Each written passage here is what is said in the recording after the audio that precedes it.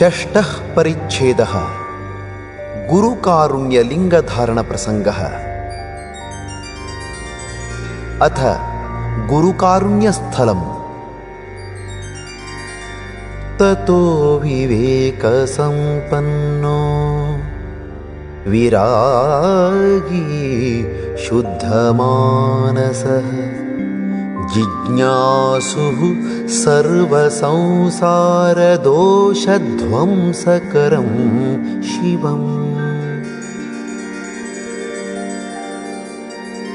ಪರಿಶುದ್ಧವಾದ ಮನಸ್ಸುಳ್ಳ ವಿವೇಕ ಸಂಪನ್ನನಾದ ವಿರಾಗಿಯು ಬಳಿಕ ಸಂಸಾರದ ಎಲ್ಲ ದೋಷಗಳನ್ನು ಧ್ವಂಸ ಮಾಡುವ ಶಿವನ ಜಿಜ್ಞಾಸೆಯುಳ್ಳವನಾಗಿ ಶ್ರೀ ಗುರುವಿನ ಕಡೆಗೆ ಹೋಗುವನು. ಉಪೈತಿ ಲೋಕವಿಖ್ಯಾತಂ ಲೋಭಮೋಹವಿವರ್ಜಿತಂ ಆತ್ಮತತ್ವವಿಚಾರಜ್ಞಂ ವಿಮುಕ್ತವಿಷಯಭ್ರಮಂ. ಲೋಕವಿಖ್ಯಾತನಾದ ಲೋಭ ಮೋಹವರ್ಜಿತನಾದ ಆತ್ಮತತ್ವ ವಿಚಾರವನ್ನು ಬಲ್ಲ ವಿಷಯ ಭ್ರಮೆಯಿಂದ ವಿಮುಕ್ತನಾದ ಶಿವಸಿದ್ಧಾಂತ ತತ್ವಜ್ಞಂ ಛಿನ್ನ ಸಂದೇಹ ವಿಭ್ರಮಂ ಸರ್ವತಂತ್ರ ಪ್ರಯೋಗಜ್ಞಂ ಧಾರ್ಮಿಕಂ ಸತ್ಯವಾದಿನಂ.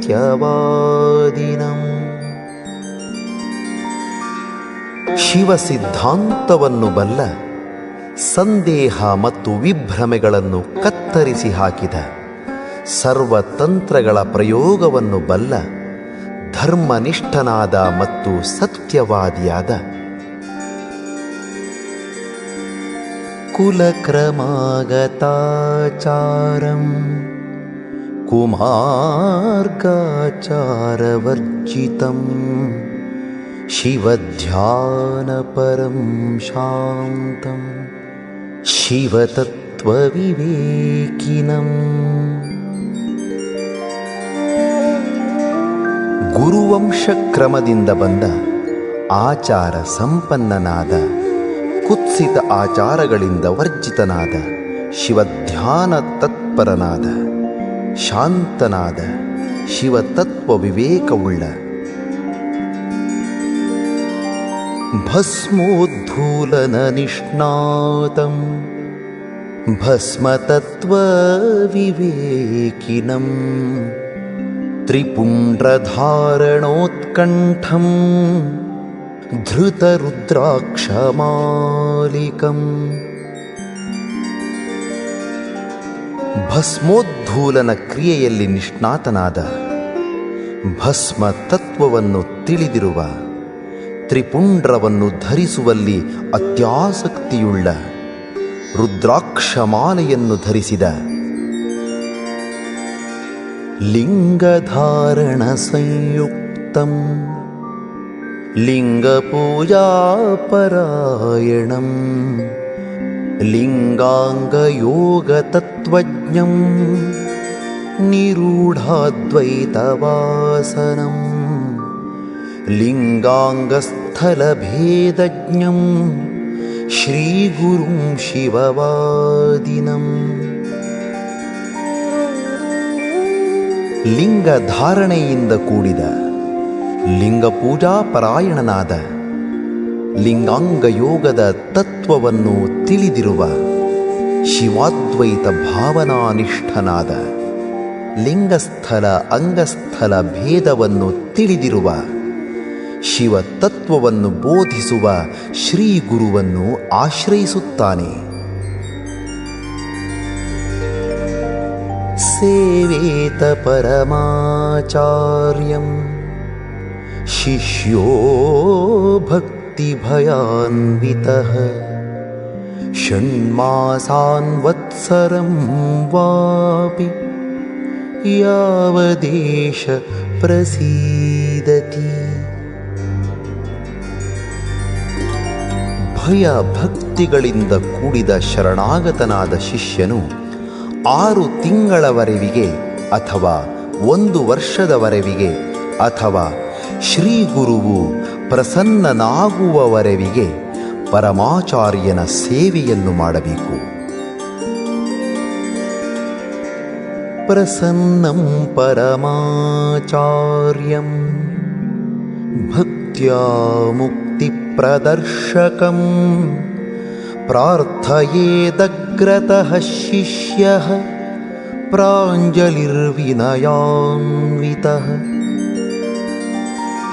ತನ್ನ ಭಕ್ತಿಯಿಂದ ಪ್ರಸನ್ನನಾದ ಮುಕ್ತಿ ಮಾರ್ಗವನ್ನು ತೋರಿಸುವ ಪರಮಾಚಾರ್ಯನ ಎದುರಿಗೆ ಶಿಷ್ಯನು ಅಂಜಲಿಬದ್ಧನಾಗಿ ವಿನಯದಿಂದ ಪ್ರಾರ್ಥಿಸಬೇಕು.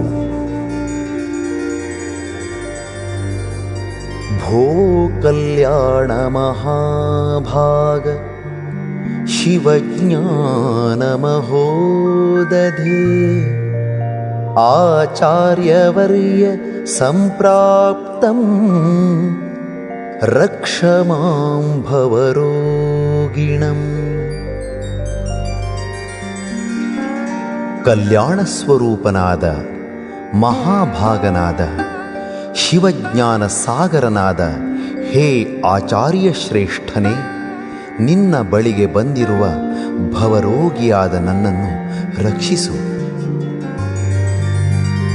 ಇತಿ ಶುದ್ಧೇನ ಶಿಷ್ಯೇಣ ಪ್ರಾರ್ಥಿತಃ ಪರಮೋ ಗುರುಃ ಶಕ್ತಿಪಾತಂ ಸಮಾಲೋಕ್ಯ ದೀಕ್ಷಯಾ ಯೋಜಯೇದಮುಂ. ಹೀಗೆ ಶುದ್ಧನಾದ ಶಿಷ್ಯನಿಂದ ಪ್ರಾರ್ಥಿಸಲ್ಪಟ್ಟ ಪರಮಗುರುವು ಅವನಲ್ಲಿಯ ಶಕ್ತಿಪಾತದ ಲಕ್ಷಣಗಳನ್ನು ಚೆನ್ನಾಗಿ ನೋಡಿ ಅವನಿಗೆ ದೀಕ್ಷೆಯನ್ನು ಮಾಡಬೇಕು. ದೀಯತೆ ಚ ಶಿವಜ್ಞಾನಂ ಕ್ಷೀಯತೆ ಪಾಶಬಂಧನಂ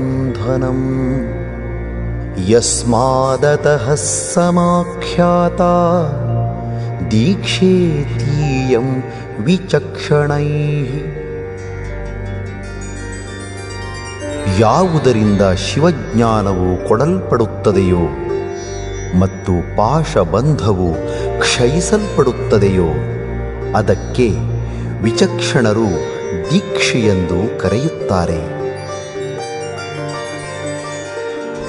ಸಾ ದೀಕ್ಷಾ ತ್ರಿವಿಧಾ ಪ್ರೋಕ್ತ ಶಿವಾಗಮ ವಿಶಾರದೈಃ ವೇದಾರೂಪಾ ಕ್ರಿಯಾರೂಪಾ ಮಂತ್ರರೂಪಾ ಚ ತಾಪಸ. ಹೇ ತಪಸ್ವಿಯಾದ ಅಗಸ್ತ್ಯನೇ, ಶಿವಾಗಮ ವಿಶಾರದರು ದೀಕ್ಷೆಯನ್ನು ವೇದಾದೀಕ್ಷೆ, ಮಂತ್ರದೀಕ್ಷೆ ಮತ್ತು ಕ್ರಿಯಾದೀಕ್ಷೆ ಎಂಬುದಾಗಿ 3 ವಿಧವಾಗಿ ಹೇಳಿದ್ದಾರೆ. ಗುರೋರಾಲೋಕಮಾತ್ರೇಣ ಹಸ್ತಮಸ್ತಕಯೋಗತಃ ಯಃ ಶಿವತ್ವಸಮಾವೇಶೋ ವೇದಾದೀಕ್ಷೇತಿ ಸಾಮತಾ. ಶ್ರೀ ಗುರುವಿನ ಆಲೋಕನ ಮಾತ್ರದಿಂದ ಮತ್ತು ಹಸ್ತಮಸ್ತಕ ಸಂಯೋಗದಿಂದ ಯಾವ ಶಿವತ್ವವು ಸಮಾವೇಶಗೊಳ್ಳುವುದೋ ಅದು ವೇದಾದೀಕ್ಷೆಯೆಂದು ಸಮ್ಮತವಾಗಿದೆ. ಮಾಂತ್ರೀ ದೀಕ್ಷೇತಿ ಸಾ ಪ್ರೋಕ್ತ ಮಂತ್ರಮಾತ್ರೋಪದೇಶಿನಿ ಕುಂಡಮಂಡಲಿಕೋಪೇತ ಕ್ರಿಯಾದೀಕ್ಷಾ ಕ್ರಿಯೋತ್ತರ. ಮಂತ್ರವನ್ನು ಮಾತ್ರ ಉಪದೇಶಿಸಲ್ಪಡುವ ದೀಕ್ಷೆಯು ಮಂತ್ರದೀಕ್ಷೆಯೆಂದು ಹೇಳಲ್ಪಡುತ್ತದೆ. ಕುಂಡಮಂಡಲಗಳನ್ನು ರಚಿಸಿ ಕ್ರಿಯಾಪ್ರಧಾನವಾಗಿ ಮಾಡಲ್ಪಡುವ ದೀಕ್ಷೆಯು ಕ್ರಿಯಾದೀಕ್ಷೆಯು. ಶುಭಮಾಸೇ ಶುಭತಿಥೌ शुभकाले शुभे हनि विभूतिं शिवभक्तेभ्यो दत्त्वा ताम्बूलपूर्वकम्। ಶುಭ ಮಾಸಗಳಲ್ಲಿ, ಶುಭ ತಿಥಿಗಳಲ್ಲಿ, ಶುಭ ಕಾಲಗಳಲ್ಲಿ, ಶುಭ ವಾರದಲ್ಲಿ ಶಿವಭಕ್ತರಿಗೆ ತಾಂಬೂಲಪೂರ್ವಕವಾದ ವಿಭೂತಿಯನ್ನು ಕೊಟ್ಟು ಯಥಾವಿಧಿ ಯಥಾಯೋಗಂ ಶಿಷ್ಯಮಾನೀಯ ದೇಶಿಕಃ ಸ್ನಾತಂ ಶುಕ್ಲಾಂಬರಧರಂ ದಂತಧಾವನಪೂರ್ವಕಂ ಮಂಡಲೇ ಸ್ಥಾಪಯೇಚ್ಛಿಷ್ಯಂ ಪ್ರಾಂಗುಖಂ ತಮುದಂಗುಖಃ ಶಿವಸ್ಯ ನಾಮ ಕೀರ್ತಿಂ ಚ ಚಿಂತಾಮಪಿ ಚ कारयेत्। ದಂತಧಾವನವನ್ನು ಮಾಡಿ ಸ್ನಾನ ಮಾಡಿ ಶುಭ್ರವಾದ ಮಡಿಯನ್ನುಟ್ಟ ಶಿಷ್ಯನನ್ನು ದೇಶಿಕನು ಕರೆತಂದು ಮಂಡಲದಲ್ಲಿ ಪೂರ್ವ ಇಲ್ಲವೇ ಉತ್ತರ ಮುಖವಾಗಿ ಕೂಡಿಸಬೇಕು ಮತ್ತು ಶಿವನ ಚಿಂತನೆಯನ್ನು ಹಾಗೂ ಶಿವನಾಮ ಸಂಕೀರ್ತನೆಯನ್ನು ಮಾಡಿಸಬೇಕು. ವಿಭೂತಿ ಪಟ್ಟಂ ದತ್ವಾಗ್ರೇ ಯಥಾಸ್ಥಾನಂ ಯಥಾವಿಧಿ ಪಂಚಬ್ರಹ್ಮಮಯೈಸ್ತತ್ರ ಸ್ಥಾಪಿತೈಃ ಕಲಶೋದಕೈಃ. ವಿಧಿಪೂರ್ವಕವಾಗಿ ಆಯಾ ಸ್ಥಾನಗಳಲ್ಲಿ ತ್ರಿಪುಂಡ್ರ ಪಟ್ಟವನ್ನು ಧರಿಸಿ ಅವನ ಮುಂದೆ ಪಂಚಬ್ರಹ್ಮ ಪ್ರತೀಕಗಳಾಗಿ ಸ್ಥಾಪಿಸಲ್ಪಟ್ಟ ಕಲಶಗಳ ಉದಕದಿಂದ ಆಚಾರ್ಯಃ ಸಮಮೃತ್ವಿಗ್ಭಿಃ ತ್ರಿಃ ಶಿಷ್ಯಮಭಿಷಿಂಚಯೇತ್ ಅಭಿಷಿಚ್ಯ ಗುರುಃ ಶಿಷ್ಯಂ ಆಸೀನಂ ಪರಿತಃ ಶುಚಿಂ. ಆಚಾರ್ಯನು ಋತ್ವಿಜರಿಂದೊಡಗೂಡಿ ಶಿಷ್ಯನಿಗೆ 3 ಬಾರಿ ಅಭಿಷೇಕವನ್ನು ಮಾಡಬೇಕು. ಹೀಗೆ ಅಭಿಷೇಕವನ್ನು ಮಾಡಿ ಗುರುವು ತನ್ನ ಸಮೀಪದಲ್ಲಿ ಶುಚಿರ್ಭೂತನಾಗಿ ಕುಳಿತಿರುವ ಶಿಷ್ಯನಿಗೆ ತತಃ ಪಂಚಾಕ್ಷರೀಂ ಶೈವೀಂ ಸಂಸಾರ ಭಯತಾರಿಣೀಂ ತಸ್ಯ ದಕ್ಷಿಣಕರ್ಣೇತು ನಿಗೂಢಮಪಿ ಕೀರ್ತಯೇತ್ ಛಂದೋರೂಪಂ ಋಷಿಂ ಚಾಸ್ಯ ದೇವತಾನ್ಯಾಸ ಪದ್ಧತಿಂ. ಅನಂತರ ಸಂಸಾರ ಭಯವನ್ನು ದೂರ ಮಾಡುವ ಶಿವ ಸಂಬಂಧಿಯಾದ ಪಂಚಾಕ್ಷರ ಮಂತ್ರವನ್ನು ಆ ಶಿಷ್ಯನ ಬಲಗಿವಿಯಲ್ಲಿ ನಿಗೂಢವಾಗಿ ಹೇಳಬೇಕು. ಅದರಂತೆ ಆ ಮಂತ್ರದ ಛಂದಸ್ಸು, ರೂಪ, ಋಷಿ, ದೇವತೆ ಮತ್ತು ಅದರ ನ್ಯಾಸ ಪದ್ಧತಿಯನ್ನು ಹೇಳಬೇಕು. ಇತಿ ಗುರುಕಾರುಣ್ಯಸ್ಥಲಂ.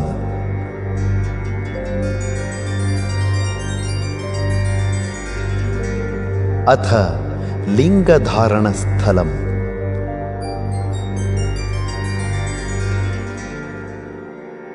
ಸ್ಫಾಟಿಕಂ ಶೈಲಜಂ ವಾಪಿ ಚಂದ್ರಕಾಂತಮಯಂತು ವಾ ಬಾಣಂ ವಾ ಸೂರ್ಯಕಾಂತಂ ವಾ ಲಿಂಗಮೇಕಂ ಸಮಾಹರೇತ್. ಸ್ಫಟಿಕ ಶ್ರೀಶೈಲ ಪರ್ವತ ಶಿಲೆ, ಚಂದ್ರಕಾಂತ ಶಿಲೆ, ಸೂರ್ಯಕಾಂತ ಶಿಲೆ ಮತ್ತು ನರ್ಮದಾ ಬಾಣಲಿಂಗ ಇವುಗಳಲ್ಲಿ ಯಾವುದಾದರೊಂದು ಶಿಲೆಯಿಂದ ನಿರ್ಮಿತವಾದ ಲಿಂಗವನ್ನು ತೆಗೆದುಕೊಳ್ಳಬೇಕು.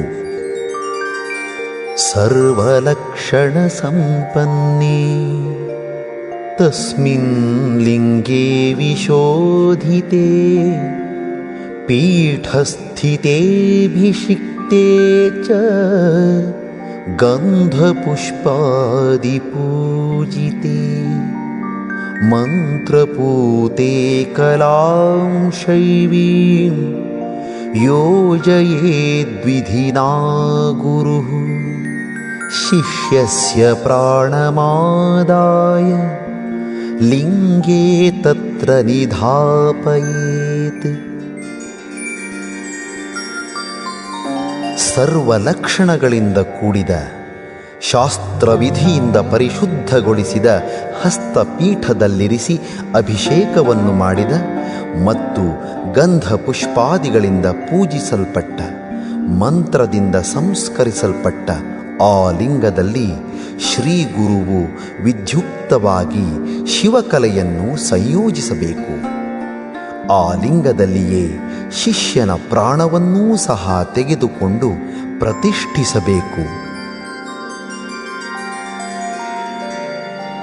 ತಲ್ಲಿಂಗಂ ತಸ್ಯ ತು ಪ್ರಾಣಿ ಸ್ಥಾಪಯೇದೇಕಭಾವತಃ ಏವಂ ಕೃತ್ವಾ ಗುರುರ್ಲಿಂಗಂ ಶಿಷ್ಯಹಸ್ತೆ ನಿಧಾಪಯೇತ್.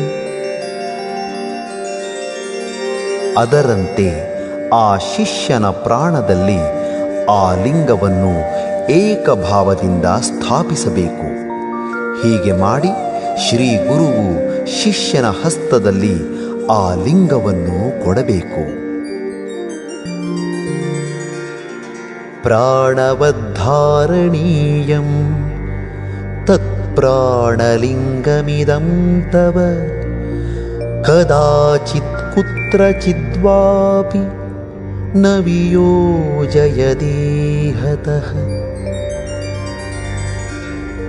ಹೇ ಶಿಷ್ಯನೇ, ಇದು ನಿನ್ನ ಪ್ರಾಣಲಿಂಗವು. ಇದನ್ನು ನೀನು ನಿನ್ನ ಪ್ರಾಣದಂತೆ ಧರಿಸಬೇಕು. ಎಂದೂ ಎಲ್ಲಿಯೂ ಇದನ್ನು ನಿನ್ನ ದೇಹದಿಂದ ಅಗಲಿಸಬೇಡ. ಯದಿ ಪ್ರಮಾದಾತ್ ಪತಿತೆ ಲಿಂಗೇ ದೇಹಾನ್ಮಹೀತಲೆ ಪ್ರಾಣಾನ್ ವಿಮುಂಚ ಸಹಸಾ ಪ್ರಾಪ್ತಯೇ ಮೋಕ್ಷ ಸಂಪದಃ. ಒಂದು ವೇಳೆ ಪ್ರಮಾದದಿಂದ ಲಿಂಗವು ದೇಹದಿಂದ ಕಳಚಿ ಭೂಮಿಯ ಮೇಲೆ ಬಿದ್ದದ್ದೇ ಆದರೆ ಮೋಕ್ಷ ಸಂಪತ್ತಿನ ಪ್ರಾಪ್ತಿಗಾಗಿ ಕೂಡಲೇ ಪ್ರಾಣವನ್ನು ತ್ಯಾಗ ಮಾಡು. ಇತಿ ಸಂಬೋಧಿತ ಶಿಷ್ಯೋ ಗುರುಣಾ ಶಾಸ್ತ್ರವೇದಿನಾ ಧಾರಯೇಚ್ಛಾಂಕರಂ ಲಿಂಗಂ ಶರೀರೇ ಪ್ರಾಣಯೋಗತಃ.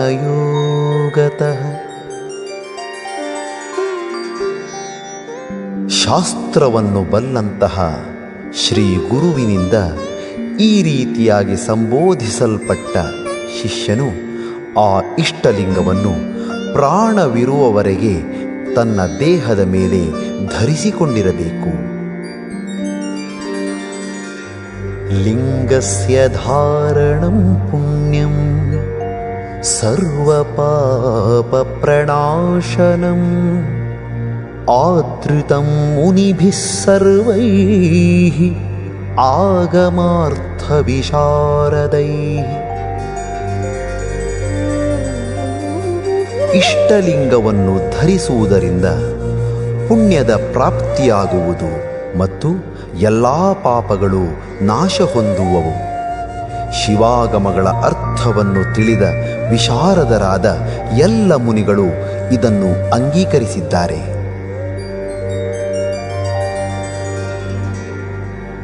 ಲಿಂಗಧಾರಣಮಾಖ್ಯಾತಂ ದ್ವಿಧಾ ಸರ್ವಾರ್ಥಸಾಧಕೈಃ ಬಾಹ್ಯಮಾಭ್ಯಂತರಂ ಚೇತಿ ಮುನಿಭಿರ್ಮೋಕ್ಷಕಾಂಕ್ಷಿಭಿಃ. ಸರ್ವ ಪುರುಷಾರ್ಥ ಸಾಧಕರಾದ ಮೋಕ್ಷಾಕಾಂಕ್ಷಿಗಳಾದ ಮುನಿಗಳಿಂದ ಈ ಲಿಂಗಧಾರಣೆಯು ಬಾಹ್ಯ ಮತ್ತು ಆಭ್ಯಂತರವೆಂಬುದಾಗಿ ಎರಡು ಪ್ರಕಾರ ಹೇಳಲ್ಪಟ್ಟಿದೆ. ಚಿದ್ರೂಪಂ ಪರಮಂ ಲಿಂಗಂ ಶಾಂಕರಂ ಸರ್ವಕಾರಣಂ ಯತ್ತಸ್ಯ ಧಾರಣಂ ಚಿತ್ತೇ ತದಾಂತರಮುದಾಹೃತಂ. ಸರ್ವಕ್ಕೂ ಕಾರಣೀಭೂತವಾದ ಶಿವ ಸಂಬಂಧವಾದ ಯಾವ ಚಿದ್ರೂಪವಾದ ಆ ಪರಮಲಿಂಗವನ್ನು ಚಿತ್ತದಲ್ಲಿ ಧರಿಸಿಕೊಳ್ಳುವುದೇ ಅಂತರಲಿಂಗ ಧಾರಣವೆಂದು ಹೇಳಲಾಗಿದೆ. ಚಿದ್ರೂಪಂ ಹಿ ಪರಂ ತತ್ವಂ ಶಿವಾಖ್ಯಂ ವಿಶ್ವಕಾರಣಂ ನಿರಸ್ತ ವಿಶ್ವಕಾಲುಷ್ಯಂ ನಿಷ್ಕಲಂ ನಿರ್ವಿಕಲ್ಪಕಂ. ವಿಶ್ವಕ್ಕೆ ಕಾರಣೀಭೂತವಾದ ಶಿವನೆಂದು ಕರೆಸಿಕೊಳ್ಳುವ ಚಿದ್ರೂಪವಾದ ಆ ಪರತತ್ವವು ವಿಶ್ವದ ಕಾಲುಷ್ಯಕ್ಕೆ ಅಂಟಿಕೊಳ್ಳದ ನಿರ್ವಿಕಲ್ಪವಾದ ನಿಷ್ಕಲ ತತ್ವವಾಗಿದೆ. ಸತ್ತಾನಂದ ಪರಿಸ್ಫೂರ್ತಿ ಸಮುಲ್ಲಾಸ ಕಲಾಮಯಂ ಅಪ್ರಮೇಯಮ ನಿರ್ದೇಶ್ಯಂ ಮುಮುಕ್ಷುಭಿರುಪಾಸಿತಂ. ಆ ಪರತತ್ವವು ಸತ್ತಾನಂದಗಳ ಪರಿಸ್ಫೂರ್ತಿ ಎಂಬ ಸಮುಲ್ಲಾಸ ರೂಪವಾದ ಕಲಾಶಕ್ತಿಯಿಂದ ಯುಕ್ತವಾಗಿದೆ. ಅದು ಪ್ರಮಾಣಗಳಿಗೆ ಅಗಮ್ಯವೂ ಅನಿರ್ದೇಶ್ಯವೂ ಆಗಿದೆ. ಆದರೂ ಮುಮುಕ್ಷುಗಳಿಂದ ಉಪಾಸಿಸಲು ಅರ್ಹವಾದುದಾಗಿದೆ. ಪರಂ ಬ್ರಹ್ಮ ಮಹಾಲಿಂಗಂ ಪ್ರಪಂಚಾತೀತಮವ್ಯಯಂ ತದೇವ ಸರ್ವಭೂತಾನಾಂ ಅಂತಸ್ತ್ರಿಸ್ಥಾನಗೋಚರಂ. ಪ್ರಪಂಚಕ್ಕೆ ಅತೀತವಾದ ಅವ್ಯಯವಾದ ಪರಬ್ರಹ್ಮವೆಂದು ಕರೆಯಲ್ಪಡುವ ಆ ಮಹಾಲಿಂಗವು ಸರ್ವ ಜೀವಿಗಳ ಅಂತರಂಗದ 3 ಸ್ಥಾನಗಳಲ್ಲಿ ಅದೇ ಗೋಚರಿಸುತ್ತದೆ. ಮೂಲಾಧಾರೇ ಚ ಹೃದಯೇ ಭ್ರೂಮಧ್ಯೆ ಸರ್ವದೇಹಿನಾಂ ಜ್ಯೋತಿರ್ಲಿಂಗಂ ಸದಾ ಭಾತಿ ಯದ್ಬ್ರಹ್ಮೇತ್ಯಾಹುರಾಗಮಾಃ. ಶಿವಾಗಮಗಳಲ್ಲಿ ಬ್ರಹ್ಮವೆಂದು ಕರೆಯಿಸಿಕೊಳ್ಳುವ ಆ ಜ್ಯೋತಿರ್ಲಿಂಗವು ಸರ್ವ ಜೀವಿಗಳ ಮೂಲಾಧಾರ, ಹೃದಯ ಮತ್ತು ಭ್ರೂಮಧ್ಯಗಳಲ್ಲಿ ಯಾವಾಗಲೂ ಪ್ರಕಾಶಿಸುತ್ತದೆ. ಅಪರಿಚ್ಛಿನ್ನಮವ್ಯಕ್ತಂ ಲಿಂಗಂ ಬ್ರಹ್ಮ ಸನಾತನಂ ಉಪಾಸನಾರ್ಥಮಂತಸ್ಥಂ ಪರಿಚ್ಛಿನ್ನಂ ಸ್ವಮಾಯಯಾ.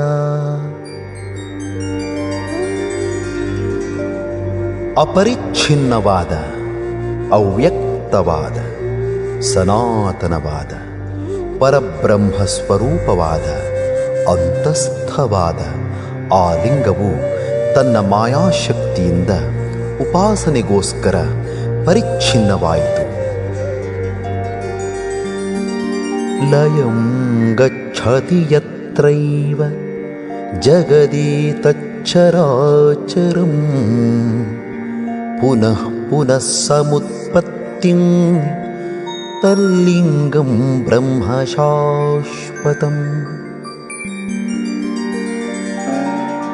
ಚರಾಚರಾತ್ಮಕವಾದ ಈ ಜಗತ್ತು ಎಲ್ಲಿ ಪುನಃ ಪುನಃ ಉತ್ಪತ್ತಿಯಾಗುವುದೋ ಮತ್ತು ಲಯವಾಗುವುದೋ ಆ ಶಾಶ್ವತವಾದ ಬ್ರಹ್ಮವೇ ಲಿಂಗವೆಂದು ಕರೆಯಿಸಿಕೊಳ್ಳುವುದು. ತಸ್ಮಾಲಿಂಗಮಿತಿ ಖ್ಯಾತಂ ಸತ್ತಾನಂದಚಿದಾತ್ಮಕಂ ಬೃಹತ್ವಾದ್ ಬ್ರಹ್ಮಣತ್ವಾಚ್ಚ ಬ್ರಹ್ಮಶಬ್ದಾಭಿಧೇಯಕಂ. ಆದ್ದರಿಂದ ಸಚ್ಚಿದಾನಂದ ಸ್ವರೂಪವಾದ ಆ ಪರಮತತ್ವವು ಲಿಂಗವೆಂಬುದಾಗಿ ಖ್ಯಾತಿಯನ್ನು ಪಡೆಯಿತು. ಇದು ವಿಶ್ವಕ್ಕಿಂತಲೂ ಬೃಹದಾಕಾರವಾಗಿರುವುದರಿಂದ ಮತ್ತು ವಿಶ್ವಕ್ಕೆ ಮಹಾಪೋಷಕವಾಗಿರುವುದರಿಂದ ಇದು ಬ್ರಹ್ಮ ಶಬ್ದಕ್ಕೆ ಅಭಿಧೇಯವಾಗಿರುತ್ತದೆ. ಆಧಾರೇ ಹೃದಯೇ ವಾಪಿ ಭ್ರೂಮಧ್ಯೆ ನಿರಂತರಂ ಜ್ಯೋತಿರ್ಲಿಂಗಾನುಸಂಧಾನಂ ಆಂತರಂ ಲಿಂಗಧಾರಣಂ.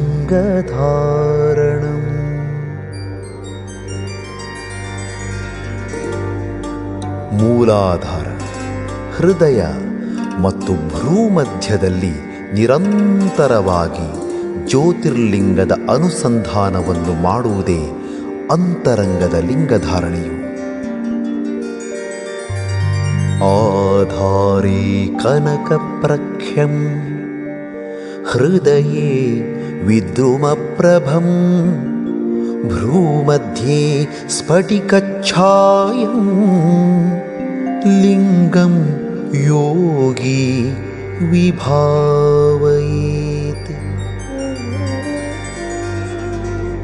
ಯೋಗಿಯು ಅಂತರಲಿಂಗಾನುಸಂಧಾನವನ್ನು ಮಾಡುವಾಗ ಆಧಾರ ಚಕ್ರದಲ್ಲಿ ಸ್ವರ್ಣವರ್ಣದ, ಹೃದಯದ ಅನಾಹತ ಚಕ್ರದಲ್ಲಿ ವಿದ್ರುಮದ ಕಾಂತಿಯ ಮತ್ತು ಭ್ರೂಮಧ್ಯದ ಆಜ್ಞಾಚಕ್ರದಲ್ಲಿ ಸ್ಫಟಿಕ ವರ್ಣದ ಲಿಂಗವನ್ನು ಭಾವಿಸಬೇಕು. ನಿರುಪಾಧಿಕಮಾಖ್ಯಾತಂ ಲಿಂಗಸ್ಯಾಂತರಧಾರಣಂ ವಿಶಿಷ್ಟಂ ಕೋಟಿಗುಣಿತಂ ಬಾಹ್ಯಲಿಂಗಸ್ಯ ಧಾರಣಾತ್. ಅಂತರಂಗದಲ್ಲಿಯ ಈ ಲಿಂಗಧಾರಣೆಯು ನಿರುಪಾಧಿಕ ಲಿಂಗಧಾರಣೆ ಎಂದು ಖ್ಯಾತವಾಗಿದೆ. ಇದು ಬಾಹ್ಯಲಿಂಗ ಧಾರಣೆಗಿಂತಲೂ ಕೋಟಿ ಪಾಲು ಮಿಗಿಲಾದುದಾಗಿದೆ. ಯೇ ಧಾರಯಂತಿ ಹೃದಯೇ ಲಿಂಗಂ ಚಿದ್ರೂಪಮೈಶ್ವರಂ ನ ತೇಷಾಂ ಪುನರಾವೃತ್ತಿ ಘೋರ ಸಂಸಾರ ಮಂಡಲೇ. ಯಾರು ತನ್ನ ಹೃದಯದಲ್ಲಿ ಚಿದ್ರೂಪವಾದ ಈಶ್ವರ ಸಂಬಂಧಿಯಾದ ಲಿಂಗವನ್ನು ಧರಿಸುತ್ತಾರೆಯೋ ಅವರಿಗೆ ಈ ಘೋರ ಸಂಸಾರ ಮಂಡಲದಲ್ಲಿ ಪುನರಾವೃತ್ತಿಯೂ ಇರುವುದಿಲ್ಲ. ಅಂತರ್ಲಿಂಗಾನುಸಂಧಾನಂ ಆತ್ಮವಿದ್ಯಾ ಪರಿಶ್ರಮಃ ಗುರೂಪಾಸನಶಕ್ತಿಶ್ಚ ಕಾರಣಂ ಮೋಕ್ಷ ಸಂಪದಾಂ. ಗುರು ಸೇವೆಯನ್ನು ಮಾಡುವ ಶಕ್ತಿಯು, ಆತ್ಮವಿದ್ಯೆಯ ಪರಿಶ್ರಮವು ಮತ್ತು ಅಂತರ್ಲಿಂಗಾನುಸಂಧಾನ ಇವು ಮೂರು ಮೋಕ್ಷ ಸಂಪತ್ತನ್ನು ಪಡೆಯುವ ಕಾರಣಗಳು. ವೈರಾಗ್ಯಜ್ಞಾನಯುಕ್ತಾನಾಂ ಯೋಗಿನಾಂ ಸ್ಥಿರಚೇತಸಾಂ ಅಂತರ್ಲಿಂಗಾನುಸಂಧಾನೇ ರುಚಿರ್ಬಾಹ್ಯೇ ನ ಜಾಯತೆ. ವೈರಾಗ್ಯ ಮತ್ತು ಜ್ಞಾನದಿಂದ ಕೂಡಿದ ಸ್ಥಿರಚಿತ್ತವುಳ್ಳ ಯೋಗ ಸಾಧಕರಿಗೆ ಅಂತರ್ಲಿಂಗಾನುಸಂಧಾನದಲ್ಲಿಯೇ ಅಭಿರುಚಿ ಉಂಟಾಗುವುದು. ಬಾಹ್ಯಲಿಂಗದಲ್ಲಿ ಅಭಿರುಚಿ ಉಂಟಾಗುವುದಿಲ್ಲ. ಬ್ರಹ್ಮ ವಿಷ್ಣುಶ್ಚ ರುದ್ರಶ್ಚ ವಾಸವಾದ್ಯಾಶ್ಚ ಲೋಕಪಾಃ ಮುನಯಃ ಸಿದ್ಧಗಂಧರ್ವಾಃ ದಾನವಾ ಮಾನವಾಸ್ತಥಾ. ಬ್ರಹ್ಮನು, ವಿಷ್ಣುವು, ರುದ್ರನು, ವಾಸವಾದಿ ಲೋಕಪಾಲಕರು, ಮುನಿಗಳು, ಸಿದ್ಧರು, ಗಂಧರ್ವರು, ಹಾಗೆಯೇ ದಾನವರು ಮತ್ತು ಮಾನವರು ಸರ್ವೇ ಚ ಜ್ಞಾನಯೋಗೇನ ಸರ್ವಕಾರಣಕಾರಣಂ ಪಶ್ಯಂತಿ ಹೃದಯೇ ಲಿಂಗಂ ಪರಮಾನಂದಲಕ್ಷಣಂ.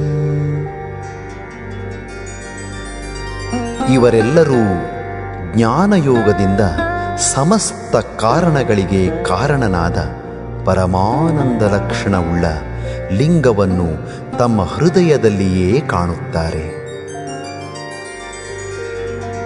ತಸ್ಮಾತ್ ಸರ್ವ ಪ್ರಯತ್ನೇನ ಶಾಂಕರಂ ಲಿಂಗಮುತ್ತಮಂ ಅಂತರ್ವಿಭಾವಯೇದ್ವಿದ್ವಾನ್ ಅಶೇಷಕ್ಲೇಶಮುಕ್ತಯೇ. ಆದ್ದರಿಂದ ಸರ್ವ ಪ್ರಯತ್ನದಿಂದ ಉತ್ತಮವಾದ ಶಿವಲಿಂಗವನ್ನು ಜ್ಞಾನಿಯು ತನ್ನ ಸಮಸ್ತ ಕ್ಲೇಶಗಳ ಮುಕ್ತಿಗಾಗಿ ಅಂತರಂಗದಲ್ಲಿ ಭಾವಿಸಬೇಕು. ಅಂತರ್ಧಾರಯಿತುಂ ಲಿಂಗಂ ಅಶಕ್ತಃ ಶಕ್ತ ಏವ ವಾ ಬಾಹ್ಯಂಚ ಧಾರಯೇಲ್ಲಿಂಗಂ ತದ್ರೂಪಮಿತಿ ನಿಶ್ಚಯಾತ್. ಜ್ಯೋತಿರ್ಲಿಂಗವನ್ನು ಅಂತರಂಗದಲ್ಲಿ ಧರಿಸಲು ಶಕ್ತನಾಗಲಿ ಅಥವಾ ಅಶಕ್ತನೇ ಆಗಿರಲಿ, ಅವನು ಬಾಹ್ಯಲಿಂಗವನ್ನು ಆ ಜ್ಯೋತಿರ್ಲಿಂಗದ ಸ್ವರೂಪವೆಂತಲೇ ನಿಶ್ಚಯಿಸಿ ಧರಿಸಬೇಕು.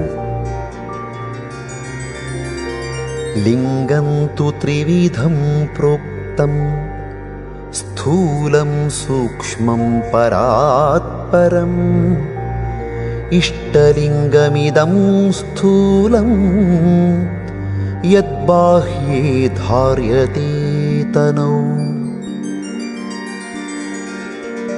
ಈ ಲಿಂಗವು ಸ್ಥೂಲ, ಸೂಕ್ಷ್ಮ ಮತ್ತು ಪರಾತ್ಪರ ಎಂಬುದಾಗಿ 3 ಪ್ರಕಾರವಾಗಿ ಹೇಳಲ್ಪಟ್ಟಿದೆ. ಯಾವುದು ಬಾಹ್ಯತನುವಿನಲ್ಲಿ ಧರಿಸಲ್ಪಟ್ಟಿದೆಯೋ ಆ ಸ್ಥೂಲವಾದ ಲಿಂಗವು ಇಷ್ಟಲಿಂಗವಾಗಿದೆ. ಪ್ರಾಣಲಿಂಗಮಿದಂ ಸೂಕ್ಷ್ಮಂ ಯದಂತರ್ಭಾವನಾಮಯಂ ಪರಾತ್ಪರಂತು ಯತ್ ಪ್ರೋಕ್ತಂ ತೃಪ್ತಿಲಿಂಗಂ ತದುಚ್ಯತೆ. ಸೂಕ್ಷ್ಮವಾದ ಲಿಂಗವೇ ಪ್ರಾಣಲಿಂಗವು. ಯಾವುದು ಅಂತರಂಗದಲ್ಲಿ ಭಾವಮಯವಾಗಿರುವುದೋ ಅದು ಪರಾತ್ಪರಲಿಂಗ. ಅದುವೇ ತೃಪ್ತಿಲಿಂಗವೆಂದು ಭಾವಲಿಂಗವೆಂದು ಹೇಳಲ್ಪಡುತ್ತದೆ. ಭಾವನಾತೀತಮವ್ಯಕ್ತಂ ಪರಬ್ರಹ್ಮ ಶಿವಾಭಿಧಂ ಇಷ್ಟಲಿಂಗಮಿದಂ ಸಾಕ್ಷಾತ್ ಅನಿಷ್ಟಪರಿಹಾರತಃ ಧಾರಯೇದವಧಾನೇನ ಶರೀರೇ ಸರ್ವದಾ ಬುಧಃ. ಅವ್ಯಕ್ತವು ಭಾವನೆಗೆ ಅತೀತವಾದುದು ಆ ಪರಶಿವನೆಂಬ ಹೆಸರಿನ ಆ ಪರಬ್ರಹ್ಮವೇ ಈ ಇಷ್ಟಲಿಂಗವು.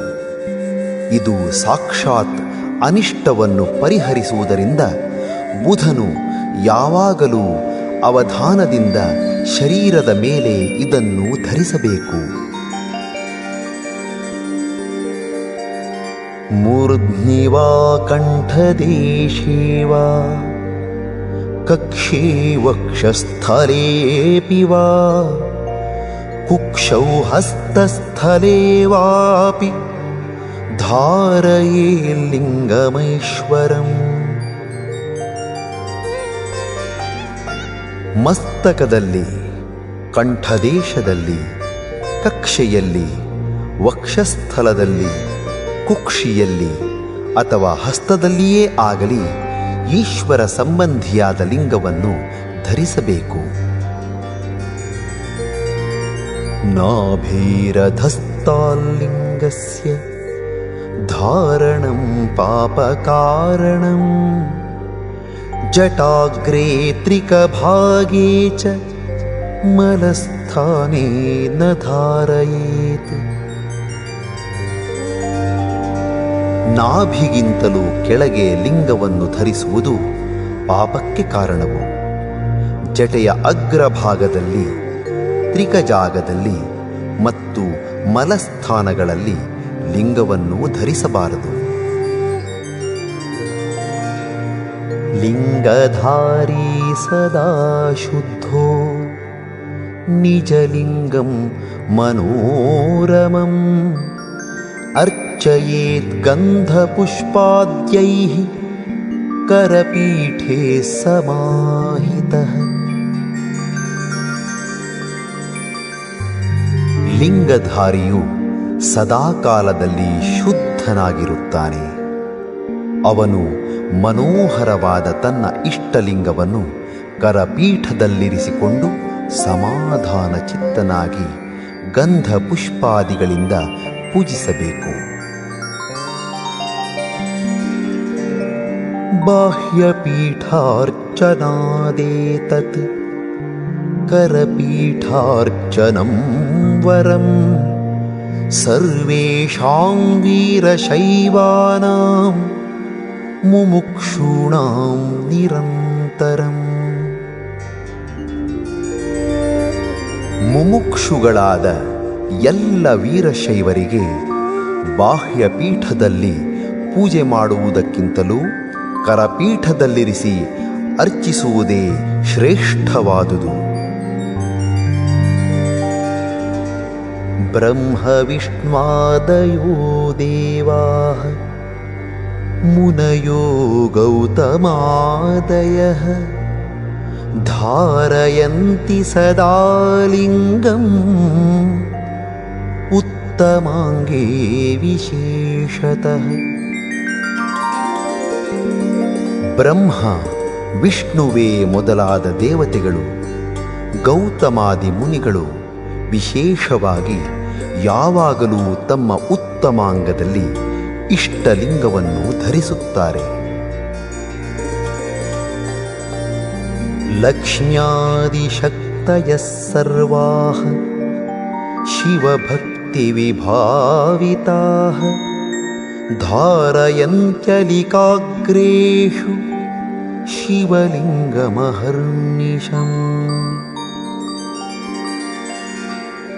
ಶಿವಭಕ್ತಿಯುತರಾದ ಲಕ್ಷ್ಮಿಯೇ ಮೊದಲಾದ ಎಲ್ಲ ಶಕ್ತಿ ದೇವತೆಯರು ತಮ್ಮ ಹಣೆಯ ಮೇಲೆ ಹಗಲಿರುಳು ಇಷ್ಟಲಿಂಗವನ್ನು ಧರಿಸಿಕೊಂಡಿರುತ್ತಾರೆ.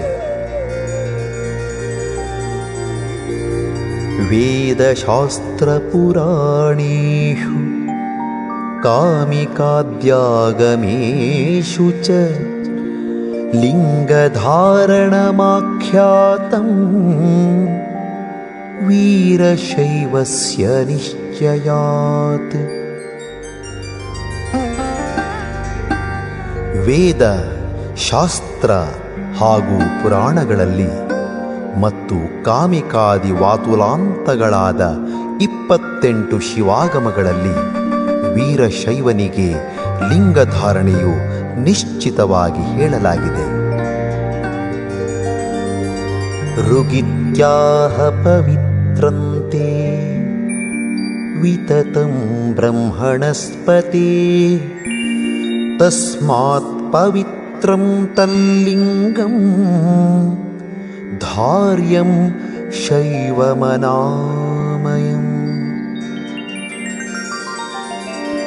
ಬ್ರಹ್ಮಪದ ವಾಚ್ಯವಾದ ಇಷ್ಟಲಿಂಗದಲ್ಲಿ ಅಧಿಷ್ಠಿತನಾದ ಪರಶಿವ ತತ್ವರೂಪವಾದ ಹೇ ಬ್ರಹ್ಮಣಸ್ಪತೆ, ನಿನ್ನ ಸ್ವರೂಪವು ವ್ಯಾಪಕವಾದುದು ಮತ್ತು ನೀನು ಪವಿತ್ರವಾಗಿರುವೆ ಎಂಬುದಾಗಿ ಋಗ್ವೇದವು ಹೇಳುತ್ತದೆ.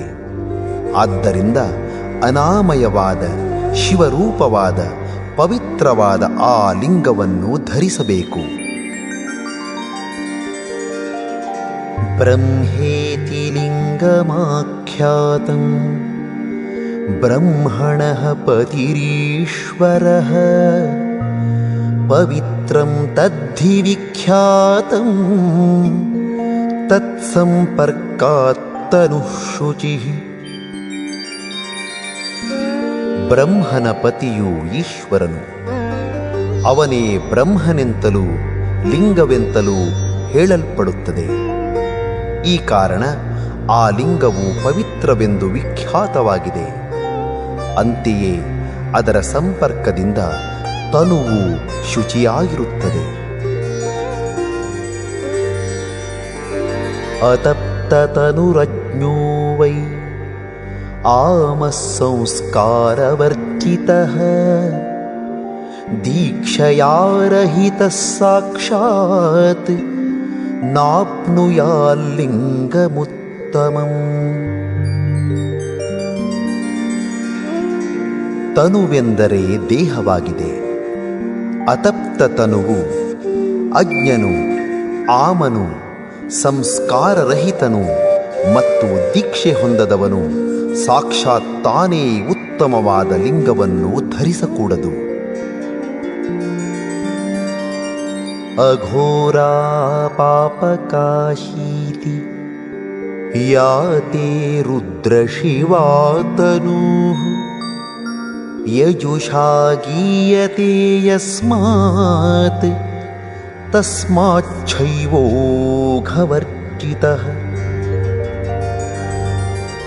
ಹೇ ರುದ್ರನೇ, ನಿನ್ನ ಮಂಗಲ ಸ್ವರೂಪವಾದ ಲಿಂಗರೂಪವಾದ ಯಾವ ತನುವುಂಟೋ ಅದು ಅಘೋರವು, ಅಪಾಪಕಾಶಿಯು ಎಂಬುದಾಗಿ ಯಜುರ್ವೇದದಲ್ಲಿ ಹೇಳಲ್ಪಟ್ಟಿದೆ.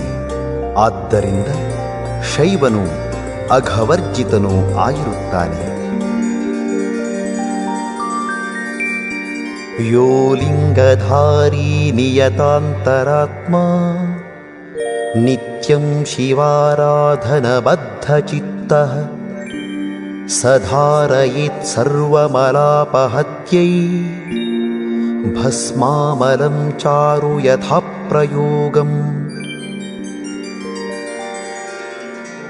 ಇಷ್ಟಲಿಂಗಧಾರಿಯಾದವನು ನಿಯಂತ್ರಿತವಾದ ಅಂತರಾತ್ಮವುಳ್ಳವನಾಗಿ ನಿತ್ಯವೂ ಶಿವನ ಆರಾಧನೆಯಲ್ಲಿ ಬದ್ಧಚಿತ್ತನಾಗಿ ಸರ್ವಮಲಗಳ ನಿವೃತ್ತಿಗಾಗಿ ಸುಂದರವಾದ ನಿರ್ಮಲವಾದ ಭಸ್ಮವನ್ನು ಶಾಸ್ತ್ರೋಕ್ತ ರೀತಿಯಲ್ಲಿ ಧರಿಸಿಕೊಳ್ಳಬೇಕು. ಇತಿ ಲಿಂಗಧಾರಣಸ್ಥಲಂ. ಓಂ ತತ್ಸತ್ ಇತಿ ಶ್ರೀಶಿವಗೀತೇಷು ಸಿದ್ಧಾಂತಾಗಮೇಷು ಶಿವಾದ್ವೈತವಿದ್ಯಾಯಾಂ ಶಿವಯೋಗಶಾಸ್ತ್ರೇ ಶ್ರೀರೇಣುಕಾಗಸ್ತ್ಯ ಸಂವಾದೇ ವೀರಶೈವಧರ್ಮನಿರ್ಣಯೇ ಶ್ರೀಶಿವಯೋಗಿ ಶಿವಾಚಾರ್ಯ ವಿರಚಿತೆ ಶ್ರೀಸಿದ್ಧಾಂತಶಿಖಾಮಣೌ ಭಕ್ತಸ್ಥಲೆ ಗುರುಕಾರುಣ್ಯಸ್ಥಲಲಿಂಗಧಾರಣಸ್ಥಲ ಪ್ರಸಂಗೋ ನಾಮ ಷಷ್ಠಃ ಪರಿಚ್ಛೇದಃ. ಓಂ ತತ್ಸತ್ ಇತಿ ಶ್ರೀ ಶಿವನಿಂದ ಉಪದೇಶಿಸಲ್ಪಟ್ಟ ಶ್ರೀ ಸಿದ್ಧಾಂತಾಗಮಗಳಲ್ಲಿಯ ಶಿವಾದ್ವೈತ ವಿದ್ಯಾರೂಪವು, ಶಿವಯೋಗಶಾಸ್ತ್ರವು, ಶ್ರೀ ರೇಣುಕಾಗಸ್ತ್ಯ ಸಂವಾದವು, ಶ್ರೀ ವೀರಶೈವ ಧರ್ಮನಿರ್ಣಯವು, ಶ್ರೀ ಶಿವಯೋಗಿ ಶಿವಾಚಾರ್ಯ ವಿರಚಿತವೂ ಆದ ಶ್ರೀ ಸಿದ್ಧಾಂತ ಶಿಖಾಮಣಿಯಲ್ಲಿ ಭಕ್ತಸ್ಥಲದಲ್ಲಿಯ ಗುರುಕಾರುಣ್ಯಸ್ಥಲ ಲಿಂಗ ಧಾರಣಸ್ಥಲ ಪ್ರಸಂಗವೆಂಬ ಹೆಸರಿನ 6ನೆಯ ಪರಿಚ್ಛೇದವು ಮುಗಿದುದು.